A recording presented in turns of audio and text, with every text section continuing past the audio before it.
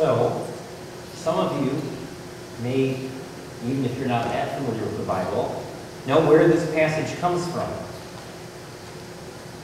Sermon on the Mount. I'll tell you, we've been going on with the Sermon on the Mount for a while. I'm skipping parts.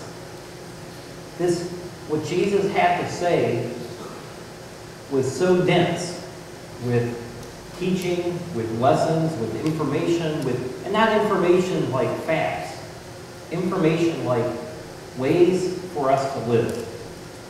It's a pretty amazing piece of work, the Sermon on the Mount that we're going through. There's a reason we're spending all this time on it. So, we may remember, Jesus has talked about being good. And he said there are no loopholes. The laws don't give you a chance to sneak through and do the minimum and say you've gotten away with it and done good enough. There is no good enough. There's love. And if we're living in love, we always want to do better. We always want to do a little bit more for the people we love. It's not that God demands a certain level from us, but that when we feel that relationship, when we live in that relationship, we're always striving to be our best. And best, there's nothing better than best. We never get to say, well, I'm best enough. There's always room to go. So Jesus spent a lot of time talking about doing good. And now he turns to another little topic, doing good and how that looks. And he starts out talking about how people do good in a way that's designed to attract attention. How people have a tendency to do good and make sure people know about it. And this is an interesting balance. We don't automatically look down on people who do good and want that to be remembered. We live in Connorsville. We talk about John Connor. Nobody looks down on John Connor because he named the town after himself instead of somebody else. It's okay. Other people did name towns after other people, but he was there first. He did the work. We have all sorts of buildings and organizations that are named after people, and that's okay. It's not wrong to memorialize what has been done. Certainly not the world we live in. And there are even some reasons for it. This occurred to me, though, when I saw in the news, one of the problems with doing a sermon is that if you see something on a current event, by the time you get to the sermon, it's like 6 or 7 days old. It's no longer current. It happened a whole week ago. So maybe you noticed, if you think all the way back to mid-September 2010, there was a thing in the news about this guy named Mark Zuckerberg, who isn't that famous except that he founded Facebook. He came up with the idea for Facebook. And in 1 week, 2 things came out. First of all, it came out that he was worth $4 billion. And this is a picture. I don't think this really expresses how much he's worth. It's more like out to here now. He's one of the 200 richest people in the world. He's, I think, 26. Yeah. Because he had this really good idea for Facebook. Now, the same week that this came out, there was a new movie released about Mark Zuckerberg, which is about how he stole the idea from Facebook from his college, a couple guys he worked with in college. They gave you an idea of how they're making him look in this movie. This actor who's playing him, who doesn't look nearly as nice as he does, he said, I really liked this movie because I've always had to play good guys. And it was fun to play something who was completely unsympathetic and unlikable. The people who are portrayed, when they ask the actual people, so what's your proof that Mark Zuckerberg stole this idea from you? They said, well, we sued him and he settled for $65 million. So we think he didn't hand us $65 million because we made it up. Probably true. And they're mad because they thought $65 million was a pretty good deal, but that's less than 1.5% of what Facebook is worth now. I mean, it's just amazing. Yeah. Okay, so Mark Zuckerberg got some bad press, which is relevant because it comes out that he announced also he was giving $100 million, almost 2% of his, more than 2%, almost 3% of his money. Yeah, see? Nice guy. $100 million to the Newark schools, one of the worst and toughest school districts in the country. He just handed them $100 million. And he announced it on Oprah with big fanfare. And of course the question that comes up, well, $100 million might buy you enough publicity to offset a Hollywood movie, which, you know, cost a fair amount, not that much.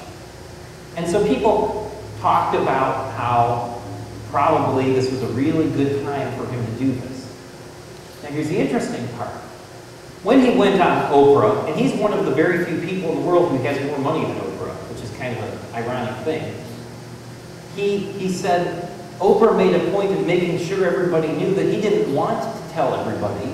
He didn't want to make a big deal about it. He wanted to be anonymous, but that the mayor of Newark wanted him to make a big splash, figuring that if people saw that he'd given $100 million, they might pitch in some too. And it worked, actually. In the week since this was announced, there's been another $50 million of donations given to the school district. So they explained very carefully that he wasn't out for publicity or out to make himself look good, that he wanted to do this subtly, under the table, without anyone knowing. Because he knew, or at least believed, that it was better to just do good unobtrusively and quietly, without making a lot of fanfare, just like we heard in this reading. What's striking about this is Mark Zuckerberg doesn't believe in God. He doesn't make a point of not believing in God. He just doesn't. You know, never really did. Isn't his thing. And despite the fact that he has probably no connection to the Sermon on the Mount or the Bible, it's kind of leaked into his worldview that it's better to give quietly where people don't notice. That this value that Jesus talks about has kind of seeped into our world and the way we think about how things should be, even when Jesus hasn't. That Jesus' message, that it's better to give without seeking anything in return, has gotten through even to people who don't believe in Jesus. So, you know, we'll never know whether Mr. Zuckerberg really did want to do this quietly or unobtrusively or not. We only know he didn't. But the thing that struck me about thinking about this reading, and one of the reasons I want to use that particular translation, is that we have a problem that he doesn't have. He decided to do something without making a lot of fanfare. And for him, that's the end of it. All he's dealing with are what people think. He may have given away another $100 million and not told anybody about it. We'll never know. For him, that's all there is. But we're here in a Christian church in a place where people believe in God. And that means that when we are concerned about getting people's attention, when we're concerned about getting in good or increasing the way we look or getting a good reputation, we're not just worried about what people think, we're also worried about what God thinks. And one thing that comes across in this, the way this reading is translated, is that it's possible for people who believe in God to do things in a way that people don't notice, but with the goal of getting God's attention. And you know, it's tricky, because one of the things about Mark Zuckerberg is that while he didn't ask for any recognition, while he didn't ask for, you know, a big hand of applause, what he did ask for was influence. That $100 million that he's giving, he isn't writing a check and handing it over to the school district and saying, you use it any way you want. Oh no, that's a lot of money. He's saying, I'm giving you this money, and I want you to keep in touch with me on how it's being spent. They're having to change the organizational structure of the school district based on what he thinks should be done, if they want the money. He's gained some influence over the school district because he's paid for a good chunk of the school district. And I tried to put this in perspective because those numbers are so big. In the context of this church, it would be like a millionaire coming in and writing us a check for $25,000 for the church budget. That's about how much of the, compared to what our budget is. And then saying, you know, I'd appreciate it if I have some ideas on how this should be used. I doubt that we would just say, I'm sorry, if you have opinions about this gift, we're going to turn it down.